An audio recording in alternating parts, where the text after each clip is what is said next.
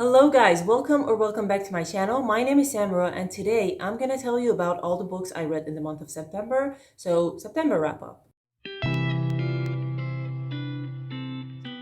This will probably be a quick one because in September I watched the live action for One Piece and that kind of threw me off my balance. I was swept away by this urge to watch everything One Piece and I watched the anime, I watched the live action twice I think, or maybe more. So yeah, my reading plans suffered a bit. I tried to keep it together as much as I could, but yeah, it's gonna be short. So let's just get on with it. The first book I'm gonna tell you about is the epic fantasy I'm currently reading, book 2 in the Wheel of Time series, The Great Hunt, written by Robert Jordan. Now this was published in 1990. It has 705 pages and has a rating of 4.26 on Goodreads. For those of you who may not know, the Wheel of Time series is an epic fantasy with a large cast of characters and a vast world full of cultures, full of different countries with the different people with their different traditions, and it has most of the vibes for old school epic fantasy. The story of the Wheel of Time series is about this chosen guy who's supposed to face the Dark One, save the world, or destroy it in the process. I know the chosen one trope is a bit cliche in fantasy books, but in the Wheel of Time it's actually a little bit different because our chosen one in this story is not praised and supported by everyone in the book because he has the potential to save or to destroy. He's just as likely to destroy everything and we can't be sure. So you can maybe have it in the back of your mind that this is not as cliche as it sounds. It's a bit different with other fantasy books because to be the chosen one is not a good thing at all. It has questionable qualities, you're in a really tough place. Now let me tell you what I thought about The Great Hunt. I gave this book 4.25 out of 5 stars, a bit more than the first book, The Eye of the World, because I enjoyed this one a bit more. By the end of The Great Hunt, I got a lot more attached to the story. I got a lot more invested because in the second book, we get to see a lot of character growth, a lot of definition in each one of them. One thing I really enjoyed about The Great Hunt is the way the main cast separate, go their different ways, and then they come back together at some point. The story takes another step forward, the plot progresses, and then the roads diverge again, and they each go their different ways. So in a way, each and every one of them are starting to have their own life goals, their own life paths, and at the same time, they're also related to one another's storyline. In The Great Hunt, we get to see a lot more of Matt and Perrin's character arcs. I really like Perrin and I wish we had more of him. Matt, I think, still hasn't started his path. I don't know. I think he's going to be a lot more important later on in the story, but I don't know much. But bit by bit, we're getting to know them better and it's really enjoyable. Rand's struggles are starting to shape his character, the way he responds to different occasions. It's starting to go somewhere. He might be too stubborn for my taste, but at the same time, I kind of admire the way Robert Jordan has tried to keep the balance, It's not like other stories where our characters come to their powers and they get excited and the story goes on from there. This is more real because they refuse to accept it. There's this foreshadowing of the tragedy of the oncoming pain and suffering that's gonna be in the future for them. He's trying to convey that, and I think it came out really good. But you have to accept it. They're gonna be stubborn. They're gonna fight it every step of the way. And at the end of the story, I think it kind of adds to the depth, to the meaningfulness of the plot.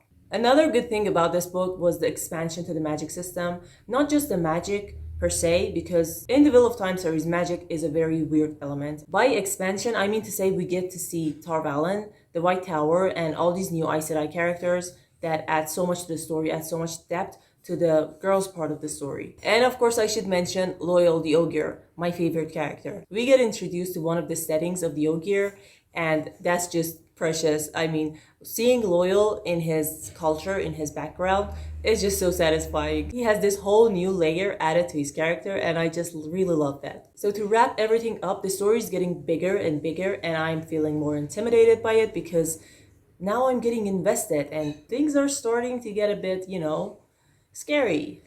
I don't know where this is going, but well, that's just me. I really love it when a book does that to me, and I can't wait to read more of this. Next, I read All Systems Red, a sci-fi book, book 1 in the Murderbot Diaries, written by Martha Wells. This one came out in 2017, has 144 pages, and a rating of 4.16. Yeah, 4.16 on Goodreads. Now, to keep it very brief, the story happens in this spacefaring future where teams of scientists go on these missions to, conduct surface test and do the research, but they should be accompanied by one of these company-provided sec units. That's where Murderbot comes in. Murderbot, our sec unit, has hacked its own governor module and it's a free agent. So long story short, something goes wrong in the mission and this story is about that. I ended up giving All Systems Red 4 out of 5 stars. For someone like me who hasn't had much experience with the sci-fi genre, the Murderbot Diaries was actually a very good starting point. At first when I picked it up, I was a little bit off balance because the language is different, it's a whole new genre. But very soon I got to know this introverted, sarcastic, grumpy sec unit who calls itself Murderbot,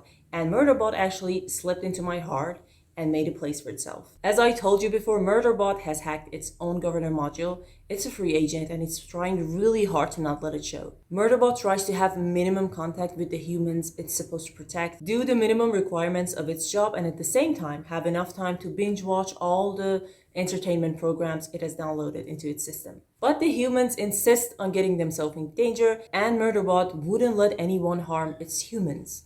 You see where the charm is? So yeah, Murderbot may be a grumpy pessimist, but at the same time, he's also a big softie. Now I'm gonna tell you everyone's favorite quote. You have to listen to it. You may have noticed that when I do manage to care, I'm a pessimist. That quote actually tells you all you need to know about Murderbot and if you're interested in this story. To wrap it up, All System Red is a very quick and very fun read. I really like the way it introduced me to the genre, and I can't wait to actually find out what's gonna happen in the future for our Murderbot. Now let us change the genre. The next book on the list is a romance. I read Love Theoretically by Hazelwood. As you might know, this is a new release. It came out this year in June. It's 389 pages and has a rating of 4.21. The story of Love Theoretically is about this theoretical physicist called Elsie.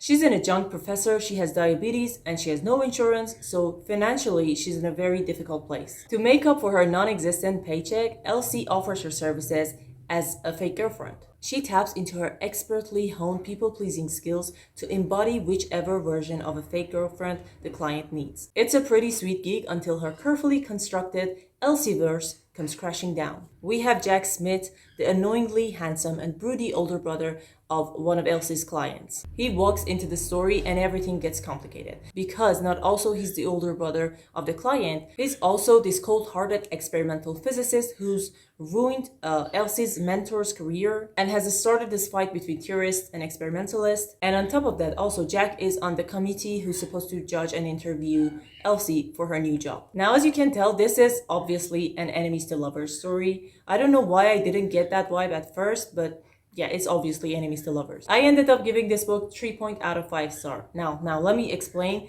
3 out of 5 for romance books, it's not a bad score. It actually means I had a lot of fun. I do have a lot of fun reading Hazelwood's books. She has this unique way of writing witty banter, smart female characters, snarky comments that I really enjoy, and I always reach for her books. It doesn't matter the rating I gave the last book, I always reach for the new Hazelwood book. And all her female characters actually have these relatable problems, these relatable insecurities regarding their lives and their love life that I actually really enjoy reading about. That's another reason I always read Hazelwood's books. I mean, I consumed the first 80% of this book so fast, and I actually loved the experience while reading it. In Love Theoretically, we get to see how being a people pleaser is going to affect Elsie's life, how her choices are, different because of her problems. And it was actually quite nice for me to watch her heal, to watch her find her new balance in life. Now let's talk about Jack. Jack is a good character, actually. I like the way he was considerate of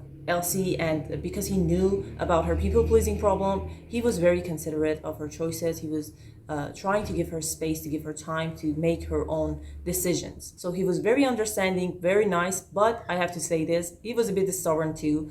I mean, at times he was a bit too bossy, but that could just be my taste. The spice was good. I like the chemistry between Elsie and Jack, but somehow it was all reserved for the end of the book, and I kind of want the spice to be scattered throughout the story a little bit more, but it wasn't a problem. It was fine. One problem I had with the spicy scenes was that they talk too much. I mean, too much, if you know what I mean. But overall, it was a fun, quick read. I read this book very fast, in 2-3 days maybe, and I absolutely enjoyed my time while reading it. You may be wondering why I gave it 3 stars then. Honestly, it wasn't just as memorable as I wanted it to be, but I still had fun. I have one more Hazelwood novel I'm going to be reading, Love on the Brain. I haven't read that one, but I will definitely be reading it in future too. Now for the last part of this wrap up, I'm going to talk about the manga One Piece. I read volume 10, 11, 12, 13, 14 in the month of September. I think I'm reaching the balance. 5 volumes for each month is a good number.